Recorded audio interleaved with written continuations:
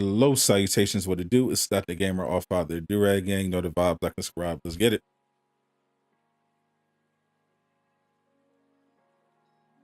Good morning, chat. Good morning, Durag Nation. How's everyone doing? Hello to everyone watching in the future as well. What's up, Prideful Zeke, King Tony, Lord Common, Branch Play 23. What's up? What's up? We're going to get into all the news today. Very exciting. It was a pretty good week in gaming news. We got some nice stories to cover today. Just going to give people a chance to come in. Hello. What's up, Talus Gaming? Good morning. Thanks for stopping by. Even though I moved these things to noon, still pretty early for me. I'm used to taking it easy on Saturdays, but it's worth it because I enjoy coming out here, delivering the news and chatting with all of you. It's always good times. King Tony,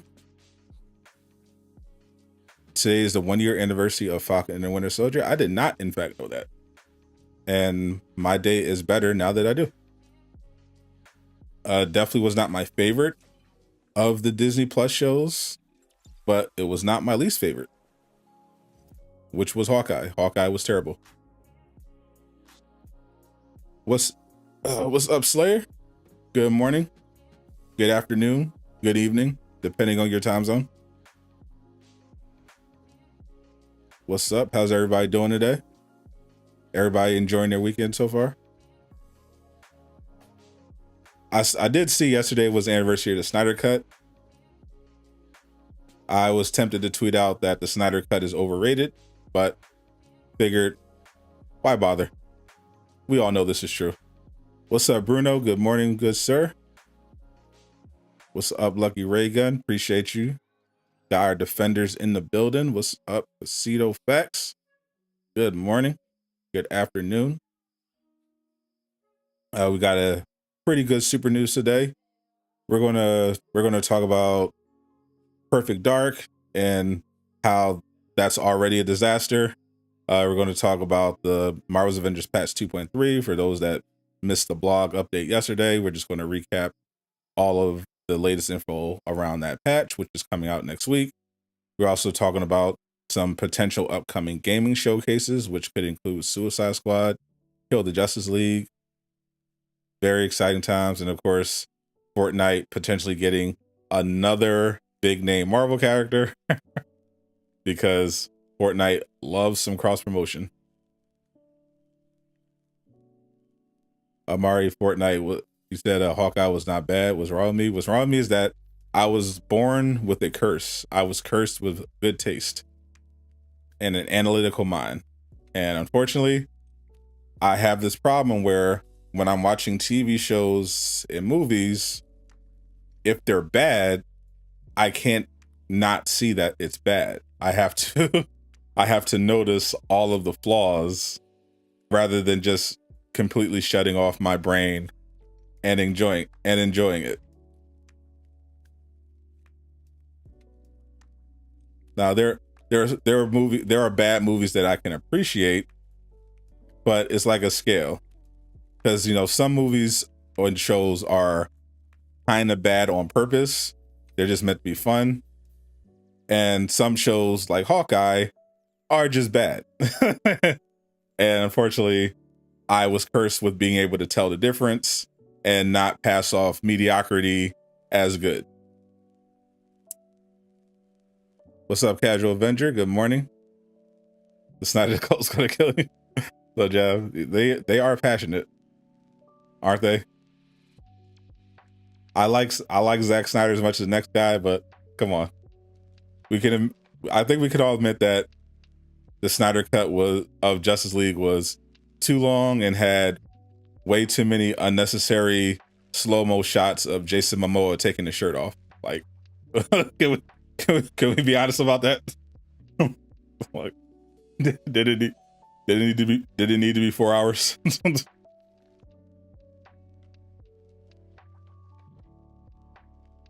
Hawkeye Kingdom. Hawkeye was very far from bad. Well, that's the beauty of art, you know? Some people appreciate things differently. I can appreciate different things. Maybe you like it, maybe you don't like it. I thought Hawkeye was objectively a bad show, but it was fun. I could also, and that came across in the reviews I did with Doom Killer HD on his channel. We usually review all the Marvel shows, and it was a enjoyable. I could see how people can enjoy it, but on a technical level, it was a bad show. Did I hate the Black Widow movie? Because that means you hated Yelena and Hawkeye. Actually, that's not true, King Tony. You're equating not liking an entire movie with not liking a particular character, which obviously doesn't make any sense.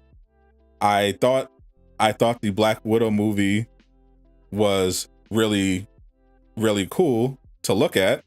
I thought the writing was absolutely abysmal, but I thought the casting was solid. The acting was good. The effects were top notch, had some really cool set pieces, but the actual script itself was complete dog water. Recently got into Demon Slayer. Great suggestion, great show. You're welcome. Glad we got another inductee into the anime club. What's up with Black King? You think the Batman was worse than all the Nolan movies? See, people have different opinions when it comes to art. You know, I thought the Batman was better than all the Nolan movies except perhaps for The Dark Knight, and arguably better than The Dark Knight because the best part of the Dark Knight was the Joker's performance. The rest of the movie doesn't quite hold up.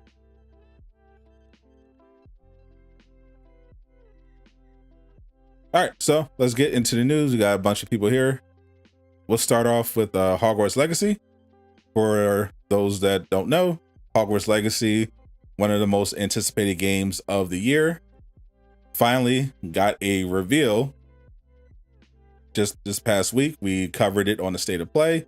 The previous week, we're hoping that we would get some kind of news on Hogwarts Legacy at the other State of Play, but we didn't see it there. Turns out they were preparing to have its own State of Play, which is unusual for a third-party game. Usually PlayStation does these showcases for exclusives, but they made an exception for Hogwarts Legacy, and it was spectacular in my opinion. The game, of course, is going to be on PC, Switch, PS4, PS5, Xbox One, and the Xbox Series consoles, and it got a release month, or not even a release month, but a release time period. Hogwarts Legacy will be out holiday 2022, which we can pretty much narrow down to sometime November, December, but it is in fact supposed to be coming out this year, which Warner Brothers said emphatically a few months ago after there were reports that there could be potential delays because of the rumors that Suicide Squad Kill the Justice League was going to be delayed. More on the Suicide Squad later because there could be some cool info about that. But we got to see more of the open world. We got to see 14 minutes of straight gameplay. We got to learn a little bit more about the story. You get to create your own character. You're enrolling in Hogwarts as a fifth year, and you're going to have extra classes as well to catch up. And looks like you're going to have the full immersive Hogwarts experience. You're going to be able to go to classes, duel, there's Quidditch, and you can, of course, can explore the entire castle as well as the world around the castle, including the forest, Hogsmeade Village, and there's a whole greater story involving a goblin rebellion and dark wizards, and it very much looks cool. The action looked really great. Only thing I was concerned about with the combat they showed off in the Hogwarts Legacy trailer is that the enemy difficulty looked a little sus. It could be because of the difficulty that we're playing on. That's why I'm not usually putting too much stock into, early gameplay trailers because companies don't always put, you know, super competent gamers on these games when they do their showcases. So they could have been just showing off some stuff on a very low difficulty, just so we could see some of the spells and combinations that you can pull off. So I'm going to reserve judgment in that regard and assume that once the game actually is released, the combat, you know, won't just be enemies kind of standing around and waiting for you to cast your spells and do your combos. But if that's the case, if that turns out to be the case, then definitely excited for Hogwarts Legacy. They have a looter aspect to it as well, full character creation process, which includes the ability to create a transgender character. Also saw in the blog post by the community manager at least one black hairstyle. That was one of my questions that I asked.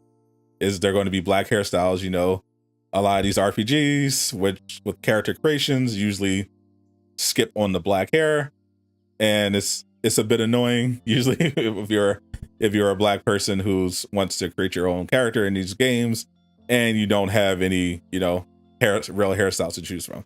But I saw at least one black hairstyle for a black female, so here's hoping that we get a really in-depth customization process for all the characters. I'm excited, looking forward to checking out the game as we get closer to launch. Hopefully I can get an early copy of it as well for free. That would be awesome. I'm working on that as we speak. Now we get over to some Fortnite news. According to Sheena, who is a Fortnite news and leaks channel partner with Epic Games, sources told them that Doctor Strange is going to be the next Marvel collab coming to Fortnite. As we know, Fortnite is all about their cross promotion and collaborations.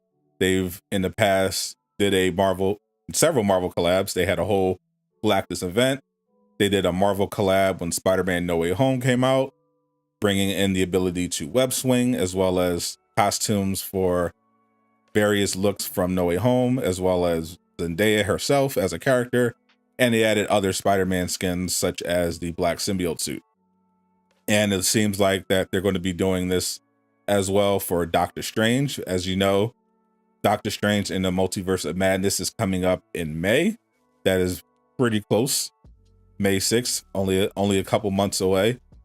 So makes sense that Fortnite would cash in on the Marvel bandwagon, because Doctor Strange and Multiverse of Madness, very good chance that this could be the biggest overall, not just comic book movie, the biggest overall selling movie of the year. The Batman, of course, is doing tremendous, but it's Marvel. This one looks like it has broad support, so could be big, and I'm expecting Fortnite to cash in on that.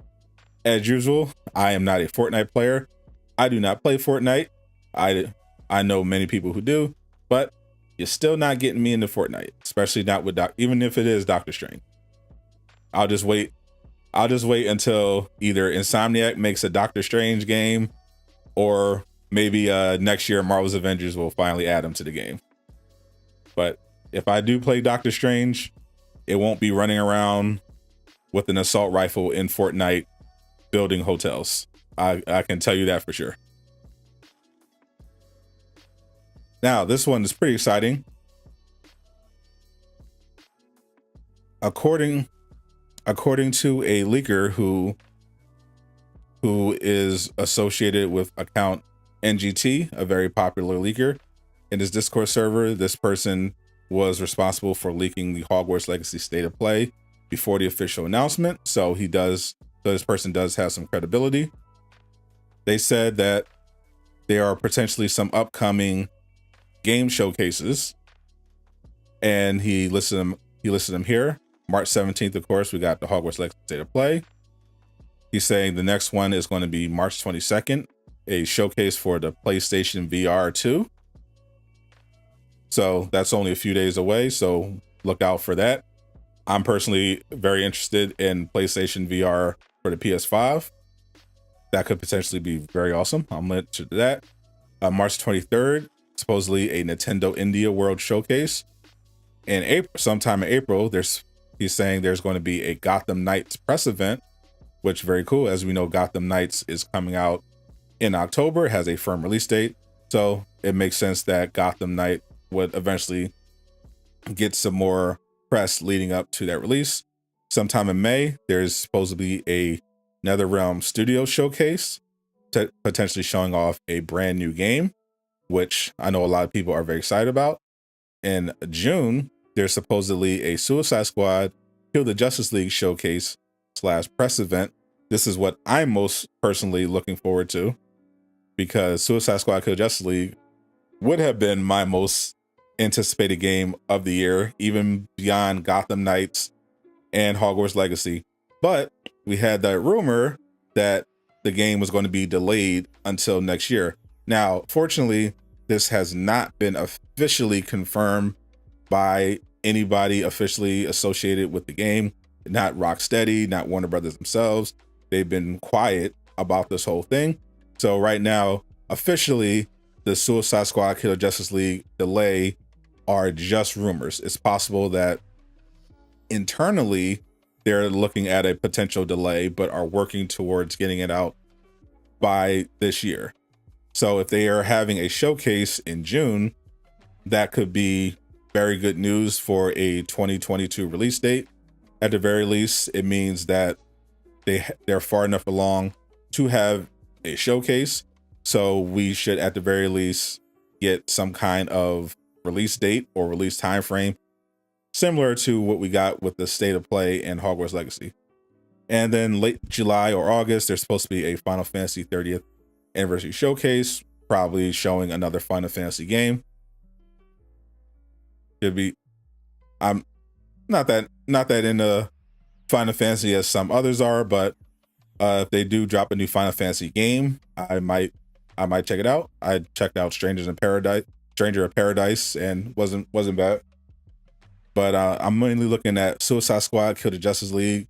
You know, I love superhero games, and out of everything I've seen, Suicide Squad Kill the Justice League excited me the most. The potential to fight against the Justice League, create the collection of characters that we haven't got to use before, the potential of it to be, you know, maybe a live service sort of deal with or something with continued support, like DLC characters. Seems great. The game is already 4-player multiplayer. The environments based on the gameplay, very large, full of enemies. The shooting mechanics look great. The traversal looks fantastic. I'm very, very excited about Suicide Squad Kill the Justice League, and I hope it comes out this year, but not if it's not ready. I want the game to be ready because I think it's going to be a fantastic game. I don't want them to rush it out. I want all games to come out when they're actually ready. Don't rush them out. Don't sell us full price games that aren't finished. I think we've all had enough of that. So let's hope whenever it drops, it is ready. Speaking of unfinished games, looks like Crystal Dynamics is going to be more involved in Perfect Dark than was initially thought. Now, as a lot of you know, Crystal Dynamics, the development team behind our favorite game, Marvel's Avengers, was split up, and a lot of developers that were working on Marvel's Avengers were transferred over to assist Xbox's the Initiative Studio as they rebooted the Perfect Dark franchise. And so far, the Perfect Dark project with the Initiative has not gone very well. We have this article from the Video Game Chronicle.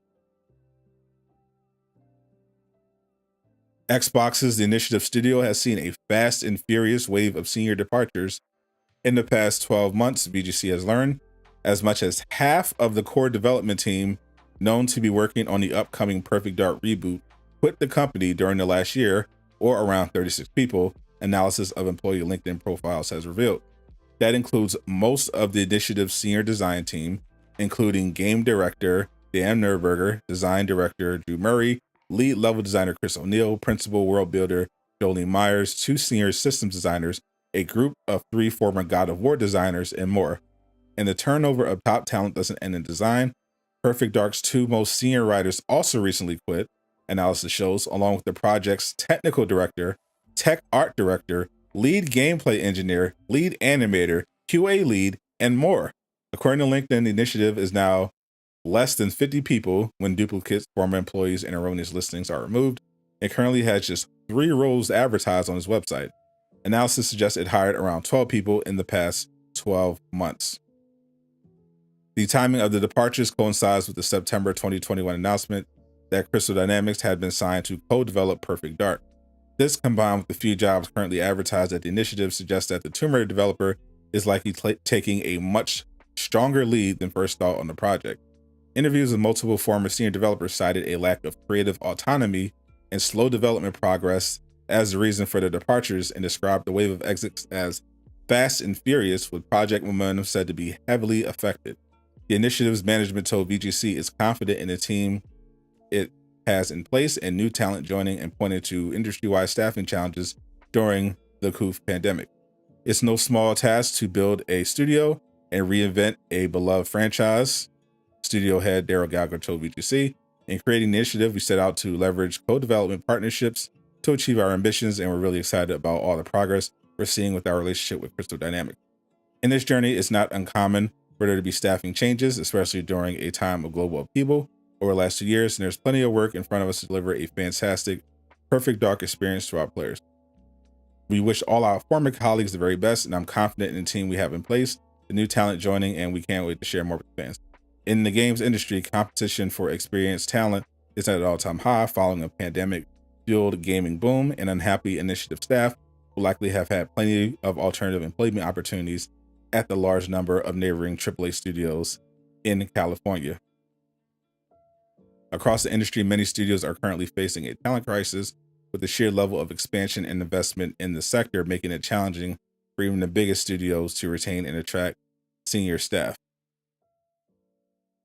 Now, as much as you want to spin this, I don't think it's a great sign when you're losing that many people on your project. That to me is a pretty big red flag. And we saw a follow-up, 2 more confirmed departures from the initiative. So it looks like pretty much Crystal Dynamics is taking the lead on the Perfect Dark project. Now, say what you will about Crystal Dynamics, but I mean, before the Marvel's Avengers fiasco, they were pretty well respected for their work on the Tomb Raider games. So just because Crystal Dynamics is taking the lead on Perfect Dark doesn't necessarily mean the game is going to be bad. But I will say, if a game has this many issues in its development process, usually is a bad sign. And I would definitely advise people not to rush to pre-order Perfect Dark whenever it gets anywhere close to ready, which doesn't sound like it'll be for several years at the very least. And we'll just move on to the Marvel's Avengers recap, because there's one point of interest that I didn't cover. But for those that missed it, the patch 2.3 that we've been waiting for, they've been talking about the last few weeks, the return of Nick Fury, all the new changes to gear, the changes to the war table, all of that is part of patch 2.3, and it is coming next week, March 24th. They're going to be making some pretty sweeping changes to the game, mainly targeted at newer players to make the game a little more easier to get into and reduce the frequency of players getting on the game and bouncing off. So they went into more detail about what they're going to do with some of the missions in the war table in the blog that they posted on the 18th. They're going to be dividing regions now based on power level. They're going to have a minimum power level as well as a suggested max power level, so that new players that jump right into the initiative have an idea of where to go if they're trying to level up their character and increase their abilities. So for example, they have them listed: the Eastern Seaboard, power levels 1 through 25, Pacific Northwest 25 through 50, Utah Badlands 50 through 75, Snowy Tundra 75 through 100, Future Wastelands 100 through 125, and Wakanda 100 to 140. As previously mentioned, they're also going to be changing villain sectors and vaults. You'll still have your daily villain sectors, but you also now have weekly elite villain sectors, and you're going to be able to get exotics from these, both the villain sectors and the vaults now. And you don't have to worry about villain sectors and vaults disappearing from the war table anymore. They're always going to be on the war table. So if you remember you were farming vaults, we would tell you don't complete the vaults because they're going to disappear and you're going to have to get coordinates to get them back. You don't have to worry about it anymore. Vaults are always going to be on the map along with the villain sectors. And now villain sectors are going to be hero bound, which means you're going to be able to do villain sectors instead of once per account. You're going to be able to do it with all of your heroes. It's going to be hero bound. So you're going to be able to collect a bunch of DNA keys and rewards with all of your heroes, as well as on vaults. So exciting.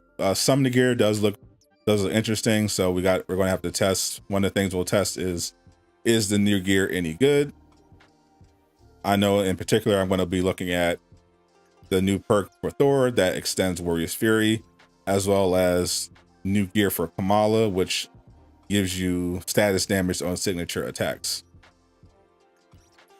They're also make some changes to flashback missions, so they no longer have boss fights in them.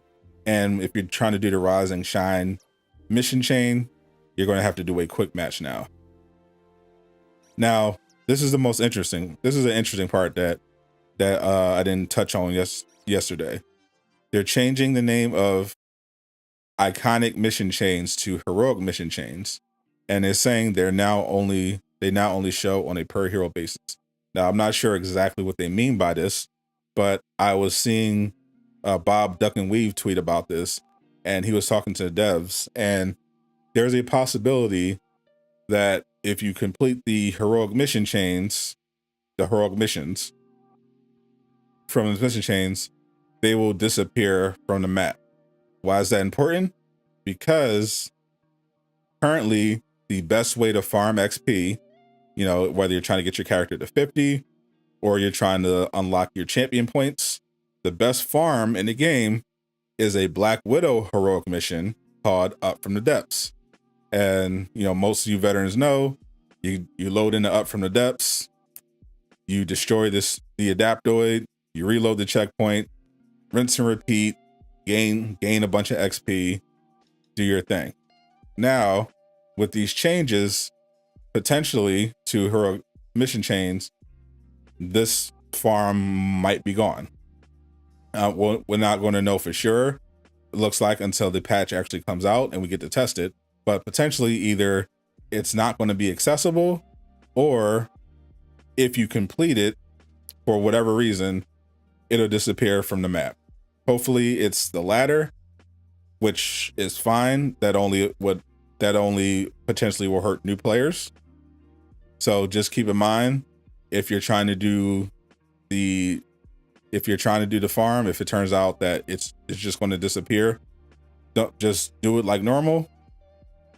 Defeat the adaptoid, leave, reload checkpoint, rinse and repeat. Don't complete it, just in case. like I said, we're gonna be testing a bunch of stuff when patch 2.3 goes live. And now that this has been brought to my attention, one of the things I'm definitely going to test is whether or not the Up from the Depths farm still works after patch 2.3. I was planning on doing that anyway, but since they actually are changing something about the heroic iconic missions, we definitely going to have to see if they did anything to affect the Up from the Depths XP farm, because currently that is the best XP farm in the entire game. Hopefully that one sticks around. Well, we won't know for sure until we get to patch 2.3, but that is definitely something I will be testing. Of course, the most meme-worthy change was that they're adding some new missions to the war table on the 24th. And one of those new missions is a Taskmaster villain sector inside of the future wastelands. Now, the reason I put new in quotation marks is because this is actually old content that was cut from Future Imperfect. So with the Future Imperfect DLC, there was originally supposed to be more cutscenes and a boss fight involving Taskmaster, but they cut it because of the perception that people were tired of seeing Taskmaster and they didn't have anything to replace it with. So they just cut it, but they didn't completely scrap it. They put it on hold and they ended up bringing it back later for this patch 2.3 update so they can add another mission to the war table. So if you were wondering, why you didn't get to fight Taskmaster in the future, well, now you got it. So now we're going to be fighting Taskmaster across all of space and time, in the snow, in the city, in the future, in the wastelands. You cannot escape Taskmaster. We will be fighting Taskmaster forever. Now we can move into the live discussion phase. If you want to talk about anything we went over today, I am all ears. Once again, shout out to today's sponsor, Fan Dominion. If you want to support the channel and get yourself some absolute fire Marvel, DC, anime, or Star Wars merch, check them out. Links in the description. Use code Sadot for 10% off. What's up, laajune, the birthday boy? Everybody in chat, wish laajune a happy birthday. The young man has turned 23. Taskmaster is Avenger level threat. He is our Thanos. He's inevitable. Though it could beat him, he always comes back. All variants. All true. I accept all of this canon.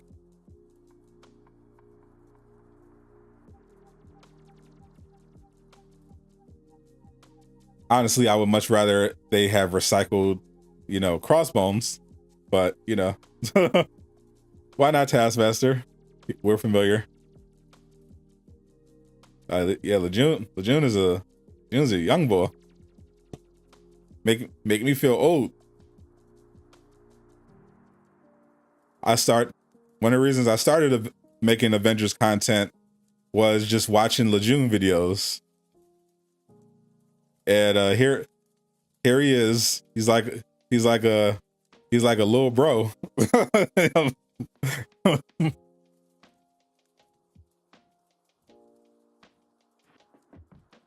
This must be what Doomkiller HD feels like all the time, because he's an old man.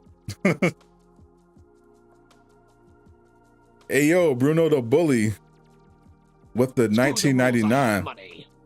Thank you, my brother. Appreciate you. Keep up the good work. I will try my best.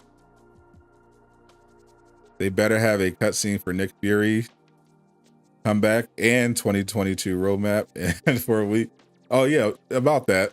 So it sounds like Nick Fury is just it's not gonna be like this in-depth thing about Nick Fury coming back. It's gonna be like you load into the word table, Nick Fury's there, and he gives you some kind of explanation. Thanks again, Bruno the Bully. But it is interesting. Patch 2.3 comes out next Thursday, the 24th, reset day for Marvel's Avengers. But the week after that is March 31st, last day of March, also last day of Q1, which for those that don't know is basically when business refer to early 2022 or something like that. They're pretty much usually referring to Q1, which is related to tax period. So that goes from January to March 31st. Now, Marvel's Avengers dev said that the roadmap was delayed until early 2022. So the last day they can reveal that roadmap is March 31st. And March 31st, again, is a reset day, a week after patch 2.3. So it's possible we might get it. Make sure you set up a J-Shock Blast roadmap soundboard for the wrap up tonight.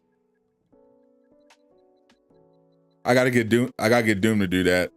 I usually just call in to to the show, but absolutely he should definitely. He's got the Steam Deck that J Shock Blast sent him, so he should definitely add roadmap to the soundboard.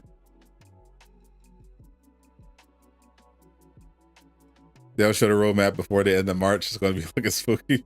Yo, laajune is so over this game. He wouldn't even cash in on Spider-Man clout, bro. You know how down bad you gotta be when one of your top creators is so unmotivated by your game, they won't even cash in on some Spider-Man clout. Like all you had to do was buy the skin, run around Manhattan or something with the record on and upload it to YouTube. And he would have got some quick views, some quick subs, little revenue, but he was like, nah, I'm gonna just play Destiny. I need one for the channel. I actually do have one for the channel. I have it on my other scene, but I can just import it over. I added it to the stream on Friday.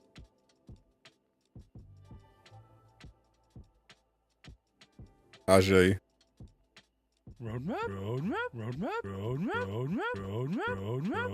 Yeah, I got it. I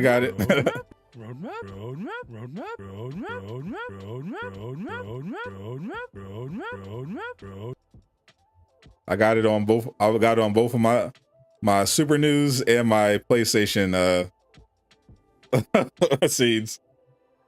I got y'all covered. Well, good morning, Alien, by the way. I didn't get the chance to say it, but always want to acknowledge your beautiful presence. Yeah, I added that yesterday. I kept forgetting, and I reminded myself on stream yesterday to download the J Shock Blast video and add it to my OBS so I could just pull it out. Probably one of the best things J Shock Blast has ever uploaded to the internet. I absolutely love it.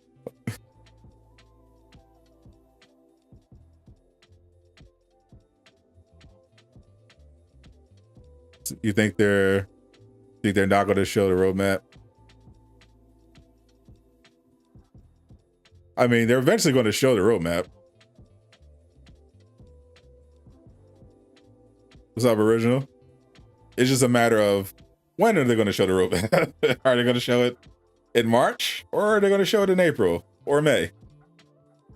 They'll show it eventually. And there are people who are going to play the game, especially since there's going to be some new stuff to do with patch 2.3. And there are people who are going to keep playing other stuff. And then when there's content, they'll come back. It's not a big deal. What's up, Serge? Good morning, good afternoon. A 23-hour stream for your birthday. Yeah, laajune be doing those sleep streams. I can't do it. Him and Miller got that. Miller's basically doing it for 24/7, 365 this whole year. Miller is just live 24/7. But laajune be occasionally doing these 24-hour streams on Twitch. Yeah, I'm not doing that anymore. I can't do it. I've never. I think the longest I've been on stream at one time was like 9 hours, and I was just over it. I got to be super into something to be on stream that long. Like I'm just gonna be over it. That's certain. How you doing, original? What's up, Venom?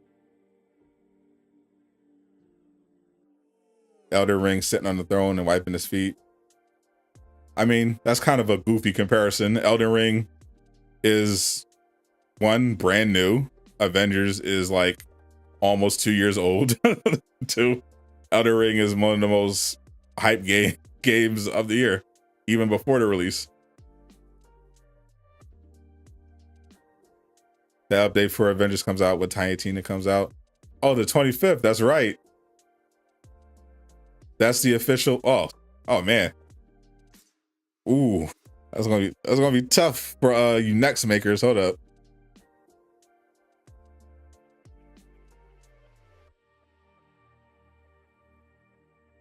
Hold up. Is it really the 25th? It is. Ooh, it is. Eesh.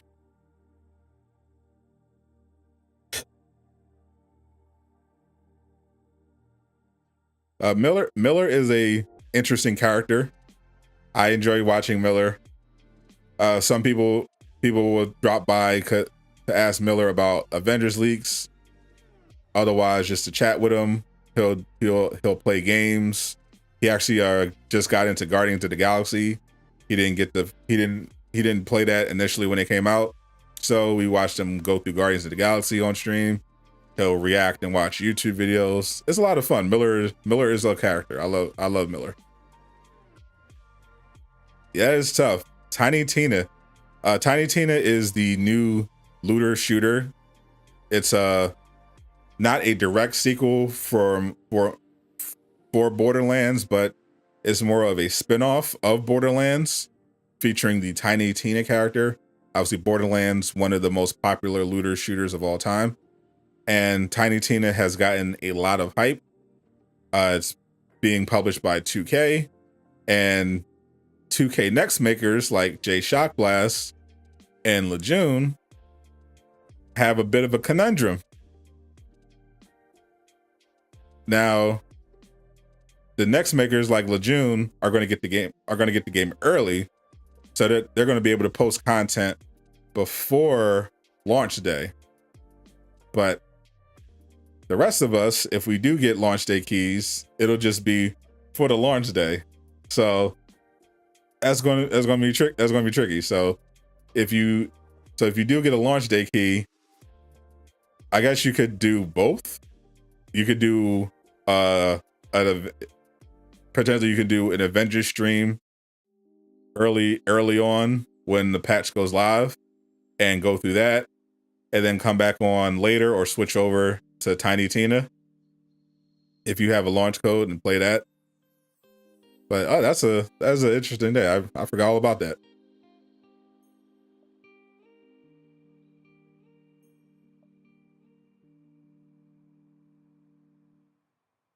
Brian just tweeted some interesting stuff about the current development of Avengers. Oh, thank you, Alien. She is on top. Alien is always on top of it. She is on Brian's head. She is like,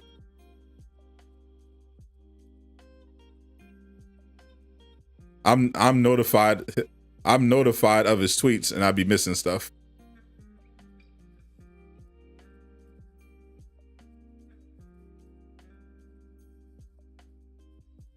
Okay, looks like Brian went on a tweet storm. All right, I'll pull this up.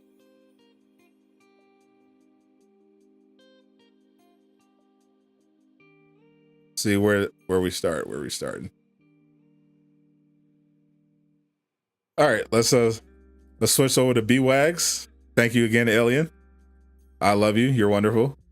Never change.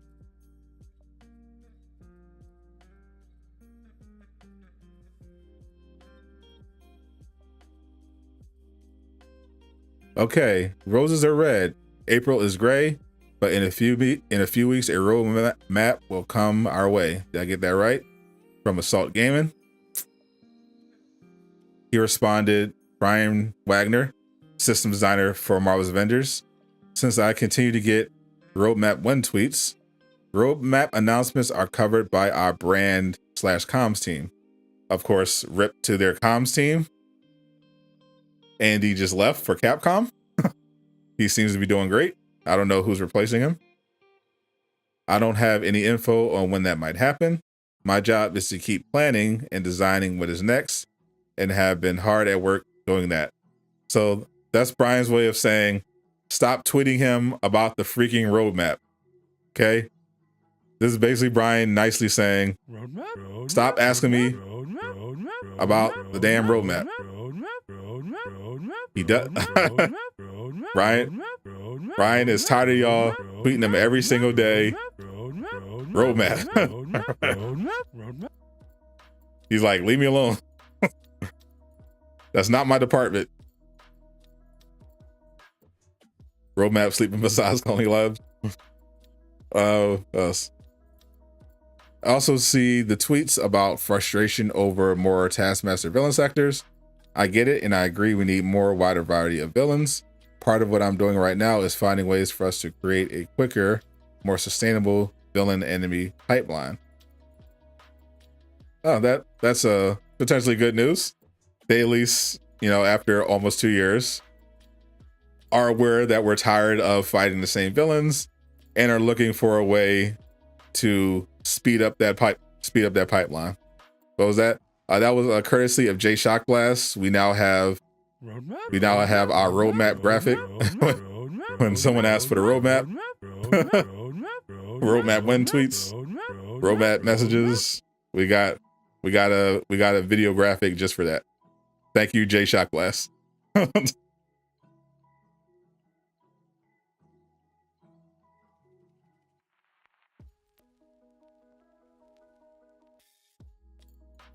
Here we go.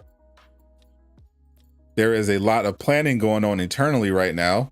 Some short term, what is in 2.4 and 2.5, medium term planning this year, and prelim long term planning past 2022. I know it may be hard to understand that since we focus on discussing plans once they are locked in.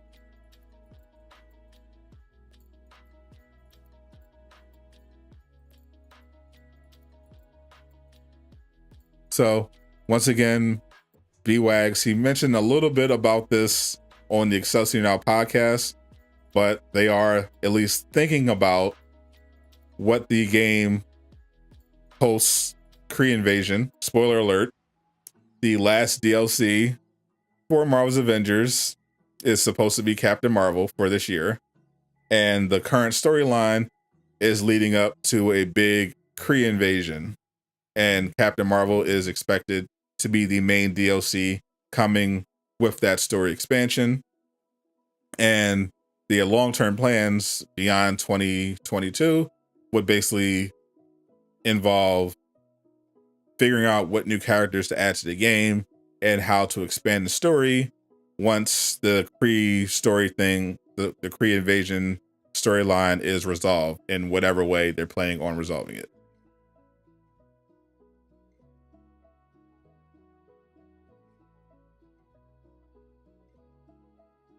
Wakanda has nothing to do with the story. What was the point of Wakanda in the raid? I think the main point of Wakanda story-wise was just introducing Black Panther and adding another, I guess, layer to Monica and AIM and their machinations. Just for the culture, exactly. Expanding the story. Yeah, it didn't necessarily move the story forward in regards to the Kree invasion. That was we mainly got the biggest jump, I guess, from story wise to me was actually the Monica villain sector with the Cosmic Cube, because we got to see Monica again, what she was up to after Future Imperfect, the whole Cosmic Cube fiasco, as well as the ending cutscene where we got to see Roy steal the Cosmic Cube, which basically is going to lead directly into Ultron. Black Panther was mainly an expansion of the universe, showing that AIM, as part of their plans for preparation for the Kree invasion, building up their infrastructure, was trying to steal vibranium, essentially. And if you're stealing vibranium, you got to go to Wakanda. So that's where Black Panther came in.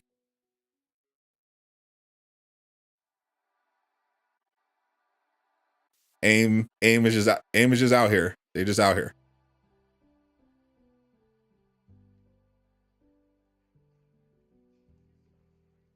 You have Nick Fury's coming back. Last time we saw Nick Fury, he was frozen in time and Future Imperfect. Now he's back leading the initiative. See what else Brian had to say.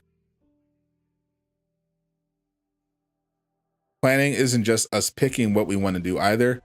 It's about figuring out how we make that content, what resources we need to make that content, what the costs are to make that content, and how we can fund making that content. That's a shorter version of, again, what he expanded on Doom Killer's podcast, Excelsior Now. Definitely recommend checking it out.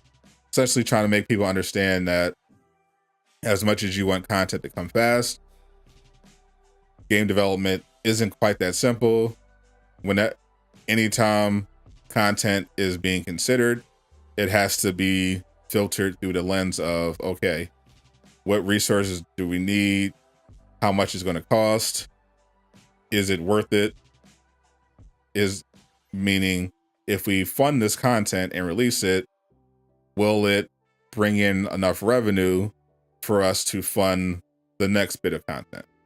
So that's something to keep in mind. And part of the developer's job is to convince their bosses to invest in these initiatives. So I see a lot of people make suggestions all the time about this, the game needs this, the game needs that.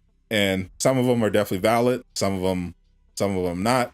But always keep in mind, this is a business, and when you make a suggestion, you have to keep in mind that business aspect of it. Don't just make a suggestion for the game thinking, okay, I want it, therefore they should do it. Think of it in terms of, I want it, I think most people who play the game would want it, and I think it would be a cost benefit to Crystal Dynamics and Square to implement it. That way, if you approach it that way, I think you'll get a lot more constructive feedback. If you approach it kind of understanding the limitations and what goes into game development.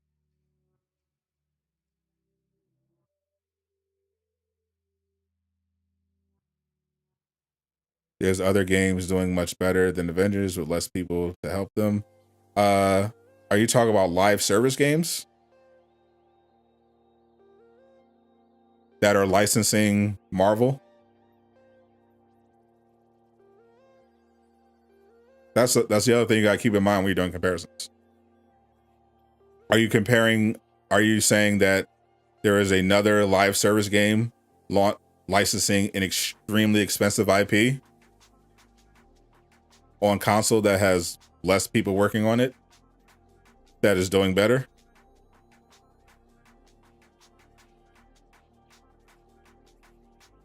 No doubt we're going to hear something like the Cosmic Cube might have teleported.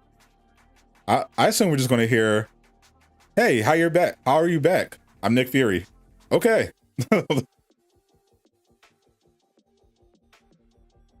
game was a bit more popular. I feel like they wouldn't have struggled this hard to even get resources.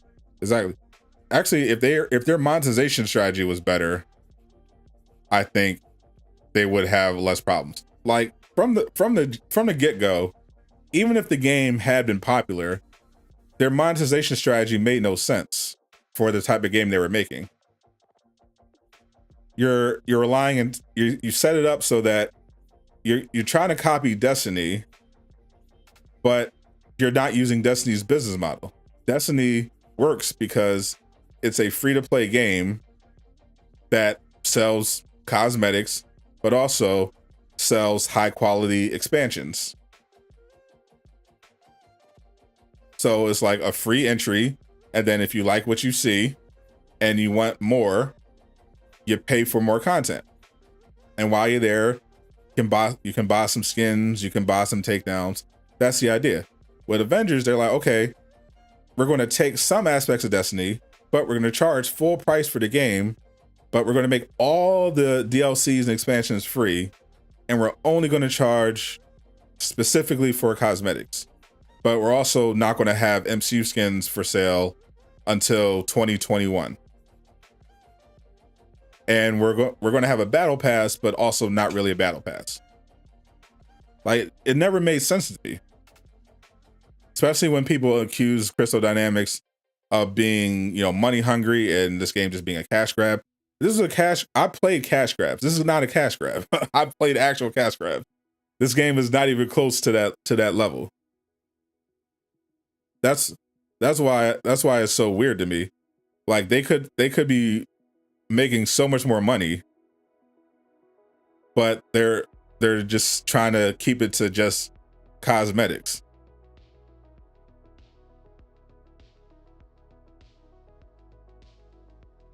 So President Nick Fury has nothing to do with the Cosmic Cube because that Nick Fury was already fighting with the cube. I have no idea how they're going to tie this together. That's what I'm pretty curious about. They really need to add a battle pass that has different comic accurate skins that drop every 3 months. That would help a lot. For sure. Like, even a monthly battle pass, I thought would have been a good idea. Like, the challenge cards are just sitting there and are dependent on new heroes coming into the game, which aren't coming that frequently. Meanwhile, you can be cashing in on the existing heroes that you already have in the game with a monthly battle pass. You can have one high quality comic book skin for each character. You can even extend it like that. Every month, each character gets a super high quality comic book or MCU skin on the battle pass, and you can unlock the battle pass with credits, or you can work your way through it like you would normally with the challenge card by doing different tasks and challenges and earning free credits along the way. Like that just makes sense. Doesn't that make sense, Laajune? Why have you talked to them about why they're not doing a monthly battle pass? I think I heard Alex briefly mention something about how some suggest, or was it Brian suggesting like some suggestions work in other games, but not necessarily in this one. And I'm like, this game did in fact try to implement a battle pass system. And I feel like that logically, it would make sense for it to actually be a monthly system. DC Universe Online is a cash grab, though, for sure.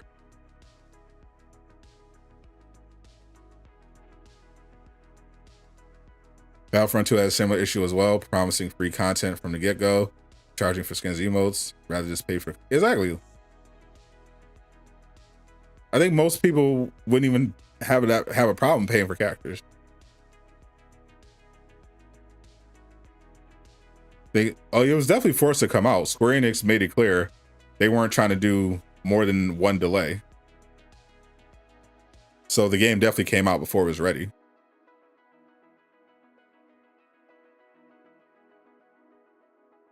Hard to do a straight mirror comparison. For sure, it's hard to do a mirror comparison, and people should keep that in mind. But there are some aspects that do overlap. Like they know battle passes work in live service games. That's why they put one in. They just, for some reason, didn't make it monthly, which is like the entire point of the battle pass. And they have the foundations of something good. Like, you put on the battle pass, resources, emotes, nameplates, takedowns, and you put at the very end a highly sought after skin, like a high quality chase skin, so that people are incentivized to either pay for the whole pass for that month so they can get that skin, or grind it out and earn it for free. And along the way of earning it for free, they'll be able to earn credits, which they can put towards, you know, purchases of other skins. That to me makes sense. Why not just you have the infrastructure, you have challenge cards for every character. Just unify it. Instead of having challenge cards linked to one character for each character, just have like one system, just one challenge card that features skins for each character. Like each character, maybe you'll have two chase skins per month, or just feature one character per month. If it's too much, just feature one character per month. You know, 1 month Hulk gets a super comic accurate skin, another month Thor gets a super comic accurate skin, Captain America, Kate, etc. down the line. And you know, it just refreshes every month, like the shipment system, and people can earn free credits every month, as well as resources and, you know, nameplates, takedowns, whatever. That just makes the most sense to me.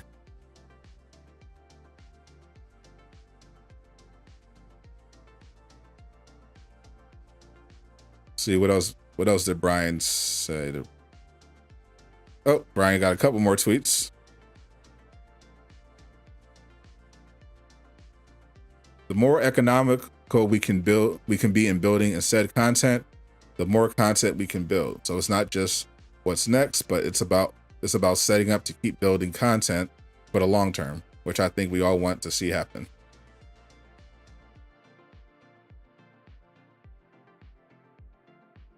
I'm more than happy to discuss process as much as I can on this, since I know it can be a black box for most of you.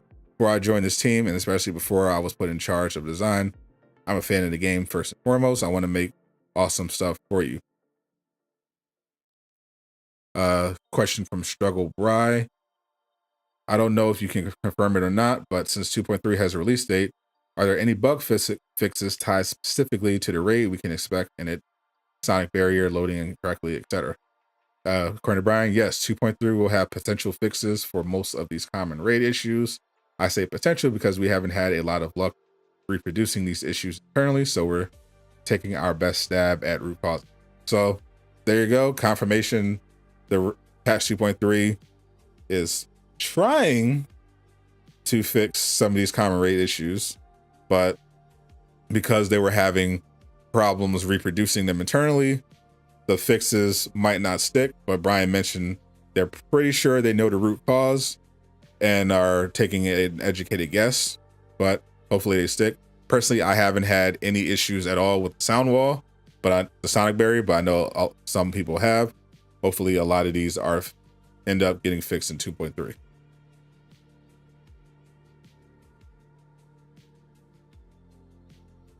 Have shipments going 250 permanently? As far as I know, this is just part of their strategy. They put it to 250 before, and then they moved it back to 500. Now they're back to 250. It looks like they're just they said they're going to be testing this throughout the next few weeks to see what works best with the unit economy. They're probably going to test this out because the patch is coming soon. And with the patch, you're going to have new ways to earn units. So they're probably going to see if having it at 250 combined with the changes coming to patch 2.3 are going to make the unit economy make more sense. And for people to have, you know, enough opportunity to get units where they feel satisfied, while at the same time, there's still an element of chase and grinding involved, which is what Crystal Dynamics wants. They're going to divide my units among the community. They better not.